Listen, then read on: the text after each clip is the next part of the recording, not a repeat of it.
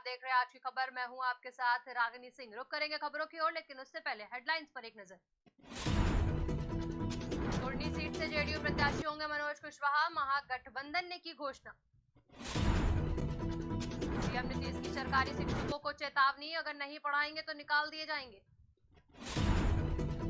पटना के छोटू हत्याकांड में हुआ नया खुलासा, बिजली का करंट देकर की गई थी हत्या। बिहार में शराब पर लड़ी दो पार्टियां, मांझी ने कांग्रेस पर साधा निशाना। झारखंड के पूर्व मुख्यमंत्री रघुवर दास आज सरतला में जन चौपाल कार्यक्रम में भाग लेने दुमका पहुंचे। कार्यक्रम स्थल पहुंचने से पहले पूर्व मुख्यमंत्री ने प्रेस वार्ता की, जिसमें उन्होंने हेमंत सरकार पर जमकर निशाना साधा। आनन फानन में फिर झारखंड की जनता को धोखा देने का काम आज विधानसभा के माध्यम से फिर 1932 का खतियान और 27% आरक्षण का राग की सरकार बना गई। ये झारखंड की जनता जान गई कि 2019 में इसी झांसे में लोग ने इनके झांसे में आया कि आप अबुआ राज बनाइए, 3 महीने के अंदर खतियान आधारित स्थानीय नीति परिभाषित करेंगे। लेकिन 3 साल बीतने जा रहा है, इनको 1932 का खतियान और पिछड़ा का आरक्षण याद नहीं आया। जब ईडी मुख्यमंत्री के द्वार गए तो इनको सरकार आपके द्वार याद आया, इनको 1932 का खतियान याद आया, इनको 27% आरक्षण याद आया। सांसद जयंत सिन्हा ने हजारीबाग के केवी वुमेन्स कॉलेज में प्लेग्राउंड, स्टेडियम और मंच का उद्घाटन किया। बताया जा रहा है कि वुमेन्स कॉलेज में 7000 छात्राएं पढ़ती हैं, जिन्हें खेलकूद में परेशानी होती है। इससे देखते हुए हजारीबाग सांसद की मदद से कॉलेज में प्लेग्राउंड, स्टेडियम और मंच का निर्माण कराया गया। इससे प्रखंड क्षेत्र से आने वाली बच्चियों को खेल में बढ़ावा मिलेगा, साथ ही रंगारंग कार्यक्रम में भी इससे सहायता मिलेगी। दिवाली के बाद हुए प्रदूषण की स्थिति में सुधार नहीं हो रहा है। मुजफ्फरपुर की हवा खतरनाक स्तर पर पहुंच गई है। उसकी वायु गुणवत्ता सूचांक 311 पहुंच चुका है। शहर की हवा की गुणवत्ता में तेजी से गिरावट आई है, जो कि लगातार जारी है। मौसम विभाग ने हवा की शुद्धता के संबंध में औसत आंकड़े जारी किए हैं, जो कि चिंता बढ़ाने वाले हैं। प्रदूषण को लेकर आज देखा जाए तो पूरे भारतवर्ष से कम यहाँ पर प्रदूषण अत्यधिक बढ़ता चला गया है। लगातार पिछले साल से भी है। सरकार और प्रशासन इस पर ध्यान नहीं दे रही है। लगातार आपको मोटा मोटी जो स्मार्ट सिटी के नाम पर जो लगातार धांधली चलती जा रही है, उसकी गर्दा उठता जा रहा है। प्रदूषण अत्यधिक बढ़ते चला जा रहा है, जिस पर हम लोगों ने भी सरकार प्रशासन से भी कहा था इस पर गौर किया जाए, ध्यान दिया जाए। लेकिन अभी मोटा मोटी मानकर चल दी जाए तो प्रदूषण पर जो भी है वह सरकार का न ख्याल है, न यहाँ प्रशासन का है। ऐसे परिस्थिति में जनजीवन पर बहुत ही व्यापक असर पड़, बहुत ज़्यादा परेशानी हो रही है। सब बच्चे बीमार हो रहे हैं, सांस लेने में सबको दिक्कत हो रही है, रोड पे चलने में रोड पे चलने में दिक्कत। चतरा जिले में सुखाड़ को देखते हुए प्रधानमंत्री ने पीएम कल्याण अन्न योजना की शुरुआत की थी, जिसके तहत सभी राशन कार्ड धारकों को हर महीने 5 किलो अनाज फ्री में दिया जाता था। लेकिन इस योजना का गरीबों का कल्याण कम, लेकिन माफियाओं का कल्याण ज्यादा हो रहा है। गरीबों को मिलने वाले जून और जुलाई महीने के अनाज माफियाओं ने डकार लिए हैं। वहीं सितंबर में मिलने वाले अनाज में भारी कटौती की गई है।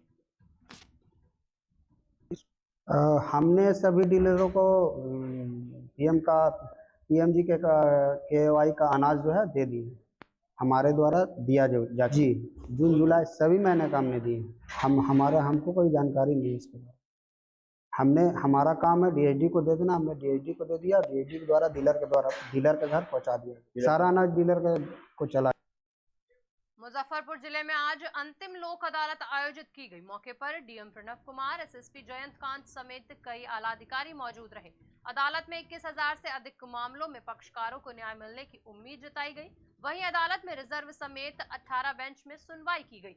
समन्वय, सहमति, समझौते और राजीनामे के मामले में फंसे लोग इसमें शामिल होकर कार्रवाई से बच सकेंगे।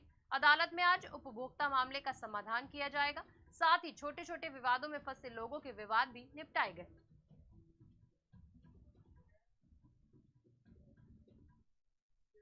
मानवाधिकार रक्षकों और गैर सरकारी संगठनों पर एनएचआरसी यानी राष्ट्रीय मानवाधिकार आयोग के सलाहकार कोर ग्रुप की सदस्यता सूची जारी की गई। इसमें परचम संगठन की सचिव नसीमा खातून को भी नॉमिनेट किया गया। चतुर्भुज स्थान में पली बड़ी नसीमा ने कई तरह की मुश्किलों का सामना किया। नसीमा रेड लाइट एरिया में रहने वाली लड़कियों को भी अपनी किस्मत बदलने का हौसला और मौका देती हैं। इन्हीं कोशिशों के नतीजे हैं कि आज नसीमा को एनएचआरसी के सलाहकार कोर ग्रुप के सदस्य के रूप में शामिल होने का मौका मिला है।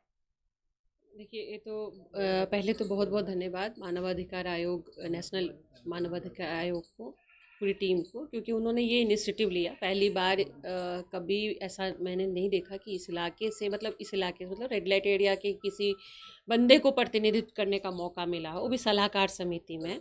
तो ये पहला चांस है। अभी ये कमेटी बनाई गई है, लेकिन अभी कमेटी का मेन प्रोसेस फर्स्ट मीटिंग में होगा। तो अब जब मीटिंग वो ऑर्गेनाइज करेंगे तो उसमें maybe Jharkhand income tax bar association और Jharkhand commercial taxes bar association द्वारा all India federation of tax practitioners की 46वीं वर्षगांठ के अवसर पर रांची में रांची टैक्स कॉन्फ्रेंस का आयोजन किया गया।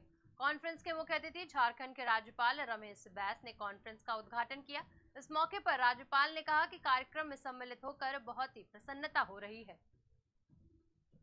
लोक अदालत है, राष्ट्रीय लोक अदालत, जिसमें 17 बेंचों का गठन किया गया है, जिसमें तमाम तरह के आपराधिक मामले जो सुलहनीय हैं, इसके अलावा बैंक के केसेस, बीएसएनएल के केसेस, बिजली विभाग के केसेस, परिवार न्यायालय के केसेस के निपटारे का लक्ष्य रखा गया है। और आज की इस लोक अदालत में हम लोगों ने पूरी लिटिगेशन में लगभग 21,000 केसों को आइडेंटिफाई किया है और उसी तरह से पोस्ट लिटिगेशन में 4300 से ज़्यादा केसों को चिन्हित किया गया है। और जो बेंचेज हैं, उम्मीद है कि काफ़ी संख्या में आज लोक अदालत में केसों का लोक अदालत। फिलहाल इस बुलेटिन में इतना ही। तमाम खबरों के लिए देखते रहिए आज की खबर।